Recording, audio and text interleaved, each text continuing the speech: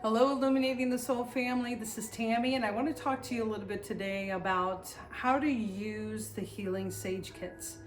I've had several different people ask me, like, well, I have different sages, or I'm just new and trying to get started. So I thought I would kind of educate you a little bit on how I use it and other techniques to be able to integrate into your home space for personal healing as well in your office space. Just to be able to help raise the vibration, keep the vibration there, or if you're going through any stressful times, to be able to kind of clean and clear that out and purify, add some protection and higher vibration energies for you. And so as you can see today, I have an abalone shell that you can use. You can also use a ceramic dish or a vessel that will be safe to use and heating up and lighting the sage. And being able to place it gently into the abalone shell or the plate or vessel that you so choose to use. For today, I'm going to use the example of the abalone shell. And essentially what we're going to do is, what I recommend is getting like a layer of sand, gathering some sand, or even gathering some dirt from your backyard, a potted plant, that type of thing. And what you'll want to do is place that in the basin, in the very base of the abalone shell. And essentially what that's doing is protecting, and kind of see how beautiful the shell is. We don't want to burn the shell, so it kind of creates that protective layer. The other thing too that we're doing is actually tapping into the water element, which that's all about our emotions. So it's helping heal our emotions. And the sand and dirt actually taps into the earth element, which is our physical body, and also kind of aiding and assisting grounding us. So if we feel scattered, you can sage and kind of tap into helping ground and kind of clear our minds and our emotions and kind of come into a center point so that we feel happier and healthier. And so have the abalone shell, gather some sand or dirt and kind of place in the basin.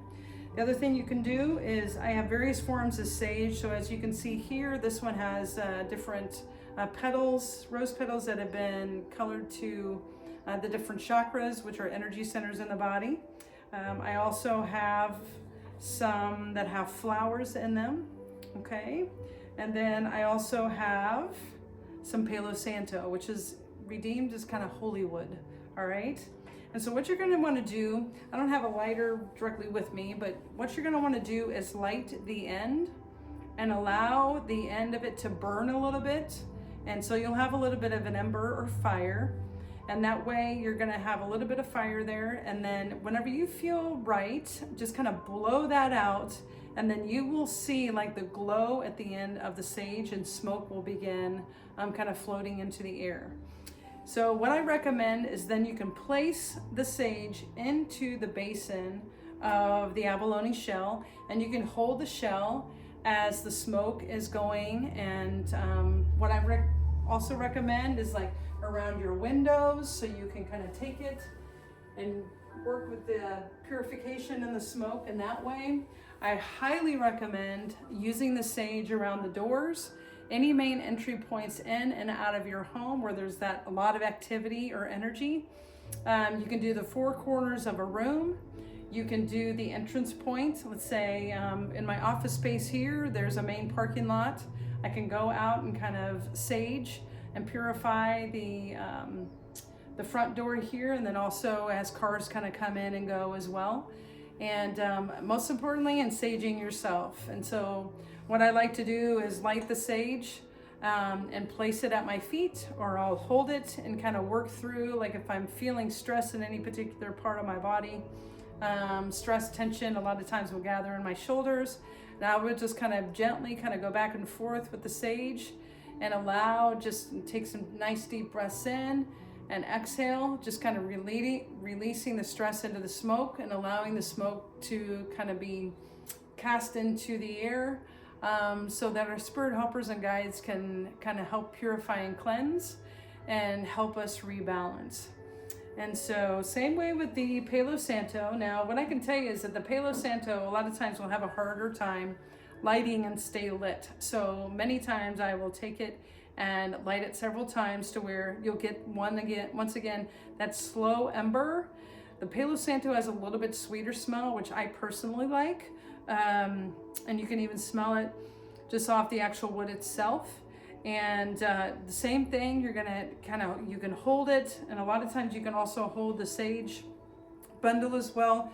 One of the things I do ask that you be careful with is sometimes as the sage is burning, or incense is burning, some of it can kind of break off as it's burning. So that's why I like to have the vessel and hold it over so that the vessel catches it, or the abalone shell catches it, and kind of protects your home space or office space, so that you just stay protected in that way.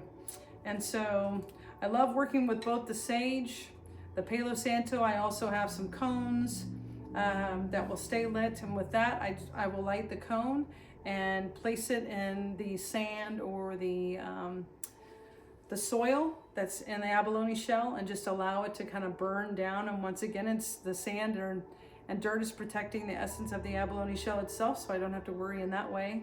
I also have different ceramic bowls.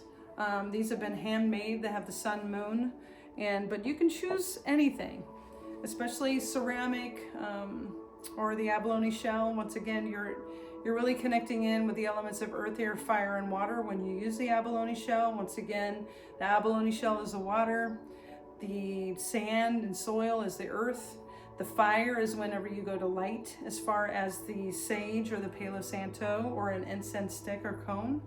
And then the air is the essence of the smoke rising into the air and purifying. The other thing that you're going to want to look for is how the smoke is burning, okay? So if it's really erratic, that's one of the things that all my teachers have taught me, that it's really cleaning and clearing as far as any stressors or lower vibration energies. And what you're going to want to pause and kind of wait for is for, the sage smoke to go straight up into the air. And that's when you know everything is into alignment. So here's the thing, even if you don't have time for that to happen, you can come back and light it as many times as you need. So, and there's also times that if you don't feel like having the smoke from the sage stick or the Palo Santo, you can intuitively intend for the purification just by holding the abalone shell and the sage. As far as purifying your space, yourself, your intention goes a long way. So I hope this is helpful. Feel free to email me if you have other questions, and I have everything available on my website. Even just if you have some of the other sage sticks but you don't have an abalone shell, I have those. I have kits that are available online. I also have Palo Santo, incense cones, you name it, I've got it there. So if you have any questions, don't hesitate to reach out to me. I'm here. I love what I do and love to share as far as ways that I've learned from my teachers that have gone before me, and just pass on that goodness. So take care and enjoy your purification and saging ceremonies. All right, we'll see you later.